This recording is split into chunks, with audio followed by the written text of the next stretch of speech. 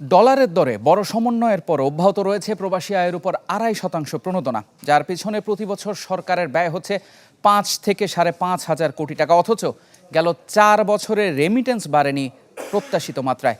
বিশেষজ্ঞরা মনে করছেন আর্থিক সংকটের এই সময়ে প্রয়োজন নেই এই ব্যবস্থা অব্যাহত রাখার, বরং কার্যকর উদ্যোগ নিতে হবে হুন্ডি বন্ধে। মাসুম মিয়ার প্রতিবেদন। কাজের সন্ধানে প্রতি বছরই প্রবাসে পাড়ি জমাচ্ছেন লাখ লাখ মানুষ। তাদের শ্রম আর ঘামে আয় করা বৈদেশিক মুদ্রা সমৃদ্ধ করছে দেশের অর্থনীতিকে। বিএমইটির হিসাবে সবশেষ 2023 সালে বিভিন্ন দেশে গেছেন 13 লাখের বেশি শ্রমিক। বিশ্বমানের থার্মিক্স রড, সালাম স্টিল থার্মিক্স, দেশের একমাত্র থার্মিক্স রড। এছাড়া চলতি বছরের প্রথম 4 মাসেও সেই সংখ্যা প্রায় 3.25 লাখ, কিন্তু তার প্রত্যাশিত প্রতিফলন পড়ছে না রেমিটেন্স প্রবাহে। এমন বাস্তবতায় বৈধ পথে প্রবাহ বাড়াতে 2019-20 অর্থবছর থেকে পাঠানো অর্থের ওপর 2.5% প্রণোদনা ঘোষণা করে সরকার। বাংলাদেশ ব্যাংকের হিসাবে তার পরের অর্থবছরে দেশে আসে 2,10,000 কোটি টাকা, যার বিপরীতে প্রণোদনা বাবদ ব্যয় হয় প্রায় 5,500 কোটি টাকা।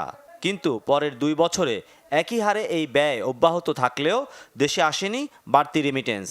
এমন অবস্থায় ডলারের দর প্রায় বাজারমুখী করার পরেও এই প্রণোদনা অব্যাহত রাখার যুক্তি খুঁজে পাচ্ছেন না বিশেষজ্ঞরা।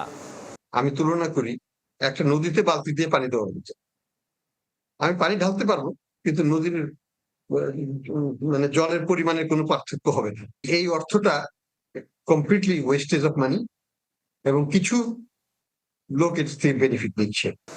বাংলাদেশ ব্যাংকের হিসাবে 2016-17 থেকে পরের 3 অর্থ বছরে কোনো ধরনের প্রণোদনা ছাড়াই রেমিটেন্স প্রবাহ 1 লাখ কোটি থেকে উঠে যায় 1.5 লাখ কোটি টাকার উপরে।